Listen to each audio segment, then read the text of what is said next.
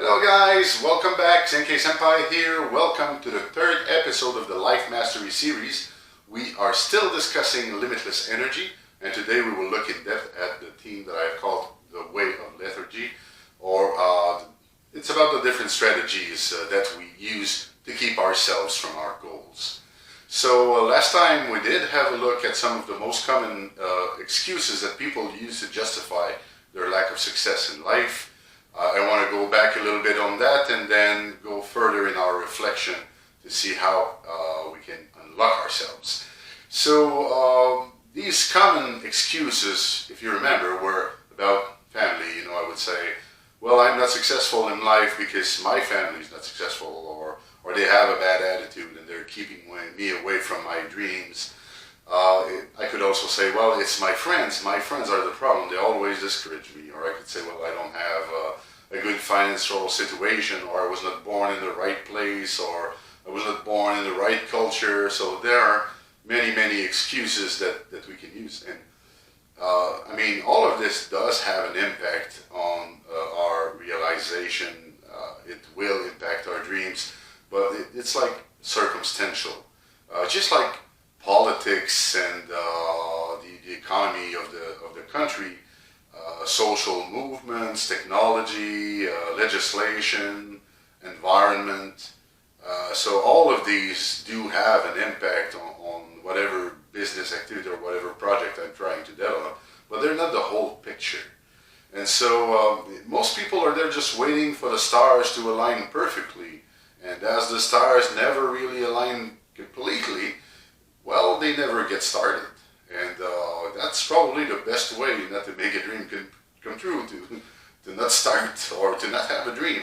So the first step is have a dream and then start working to make it come true, right? Now, I do understand that a lot of people feel overwhelmed. They look at their project and they think, oh, I don't have enough money, I don't have enough knowledge, I don't have enough skills, I'm not smart enough, I don't have enough experience, I don't have the context, I don't have a business place, well, whatever reason, but they think that somehow they have too little of something or of everything to make their project come true. And then on the other side, they think, wow, this is too costly, this is too complicated, it's going to take too long, it's too risky. And then they're being fed also by the people around them, telling them, oh, you're not going to make it, it's going to be too hard, I know you can't do that, don't you know that you need a degree, don't you know that you need this and that. And so they get discouraged, they look at it and they feel like their project is just too much. And somewhere between too little confidence and too much complications, well, of course you get paralyzed. You think, well, if I move, I'm going to make a mistake. And while you're there considering how it is best to move, you end up missing the boat because, so to speak, of your fear of water. So it is not a very good policy to listen to all of those maybe instincts or all of those little voices that are trying to scare you into inaction. It's much rather to just take the boat and cross the sea, otherwise you won't be going on that trip. And so all of that is about fear. And fear is probably the number one form of self-sabotage. Would you even believe that there is such a thing as the fear of success? And here's how it works. No matter how disgusting you think your life is, no matter how despicable your circumstances, no matter how difficult and how eager you are to make a change, the fact is, this is your life, this is your comfort zone, this is what you know, this is what you have mastered so far. Now, if you want to go climb a mountain for the first time, you might not know what to bring to eat, what to bring to drink, you might not know what gears you need to sleep in, so you have no clue how it's going to go and the equipment that you're going to require. And so it's pretty much the same. When you get out of your comfort zone, you don't do that very often. And it's easy to get lost or to get scared. Like you have the first difficult night and you come running back saying, oh, I was ill prepared, I cannot do that, and I will never get what I need to climb that mountain. I will never be able to do it. So if you take such a permanent solution to temporary failure, well, of course, that's the end of the journey as well. So this fear of success is pretty much keeping us in place as well. And what you need to do is you have to do like the little bird that's learning to fly. At some point, he just needs to jump out of the nest to try his wings. If you don't jump out of the nest, you don't try your wings, you don't fly. It's as simple as that. And the little birdies understand that, and so eventually they jump. Now, there's a technique to this. There's maybe a little secret, and it's very obvious. Imagine if you were on top of a very high, very tall building, and somebody told you, well, you have to jump. Nothing's going to happen. It's safe down there, but you have to jump. Well, you could be having vertigo. You could be scared anyway. And so I think, from what I've seen and heard from many people who suffered from vertigo, that it helps to maybe close your eyes and just jump, because you're not considering all the circumstances and all the elements around us that you would see while you free fall. And it's the same with fears. You know, if you have to get moving on a project, allow yourself to be a little bit oblivious of your fears for a while. Close your eyes, forget them for a while, and then just jump in your project.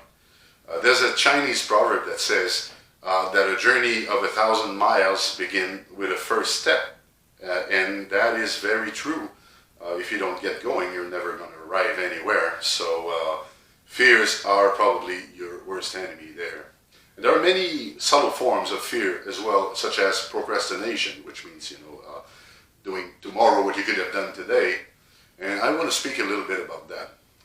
Procrastination is basically the fear of suffering. Let's consider this. Let's say you're sitting on your couch and you're watching your favorite TV show, and then you start thinking that you need to wash the dishes, but you really don't feel like it. You just think of that and you think, okay, so to wash the dishes, I would have to get up, and I really don't want to get up. I'm very cozy in my sofa right now. And then I would have to walk all the way to the kitchen and turn the water faucet on and wait for the water to become hot and arrange the plates and fill the sink and put a little bit of soap. And then I know there is a lot of dishes to wash, so my pain and my fear of pain multiply by just as many cups and as many plates as I have left on the kitchen counter. And so it becomes such a big thing. It becomes such a big endeavor that I'm scaring myself right there on the couch, and I will probably just get more involved with the TV to forget about it. And that works. I mean, it's just like being oblivious to your fears. When you start being fearful about washing the dishes, if you close your eyes to it and don't think about it, you'll be all right. The problem is that in that case is that it won't wash the dishes. It won't take care of the problem. And when your show is done, the dirty dishes will still be there waiting for you. So the right way to deal with a fear like that is just to cut yourself the minute that you start thinking about the suffering that washing the dishes or working at your project is going to cause. Just forget it. Just stand up and go wash the dishes, and instead of thinking how much you're suffering, look at the water dripping from the plates, look at the nice colors that the soap is doing, look at the play of light, hear the sounds, try to get in it as much as possible, or sing a song, but try to make it fun. There's a very interesting thing about projects and about realizing our dreams, and we don't realize that in the beginning, and is that a big part of the reward is actually found in walking the path.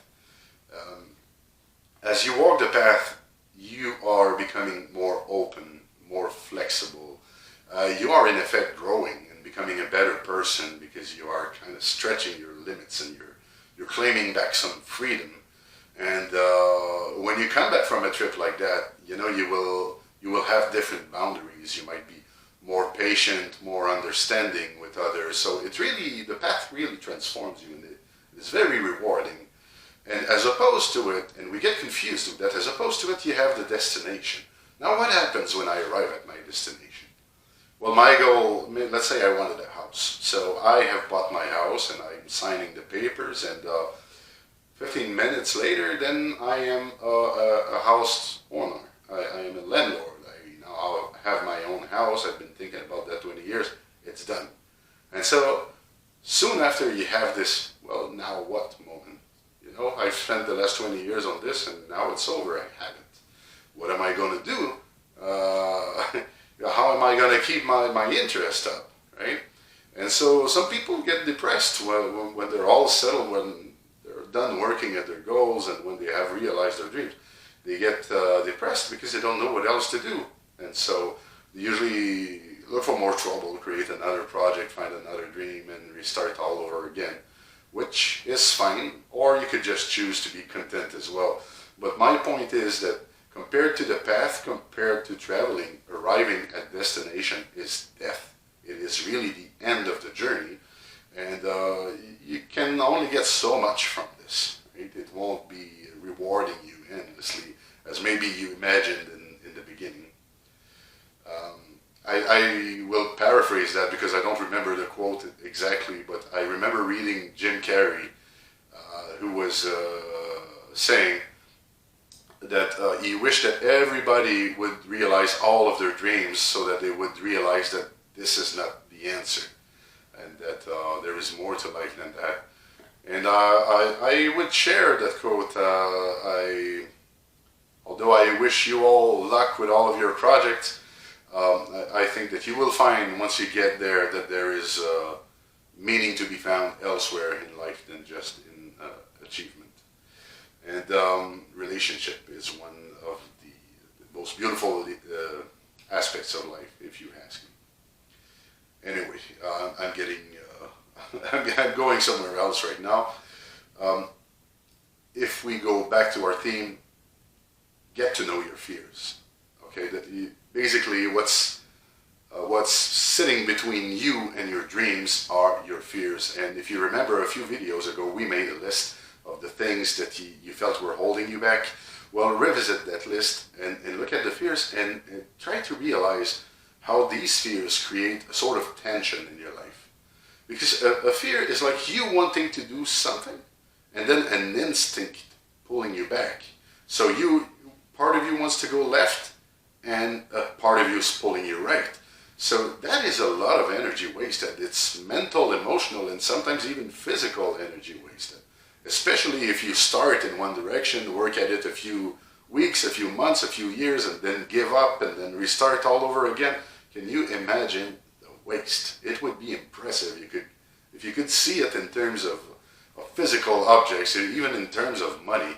When you get involved in a project that lasts 2, 3, 4 years and you give up, it is amazing the quantity of energy that we are throwing down the drain. So it is obviously a key to unlocking a limitless energy source from within you, that you stop wasting your energy like that. And the main thing that you have to remember is to not ever allow fear to become the driving force in your life. Fear is there to protect you, to save your life in times of need, but fear of doing the dishes is not going to protect you from anything. So don't let that drive your life. Let your own initiative flow, and close your eyes if you need to for the initiative to start flowing and jump, and then you will have discovered another key to unlock a lot of energy that you already have but are not using or are wasting actually. So that's it for today. I will see you next time where we will go even deeper into the nature of fear and will understand how it is born from a flawed self-image that we have cultivated almost since the moment of our birth. So I'll see you next time. Drop your comments below if you have any. And yeah, I'll see you next week.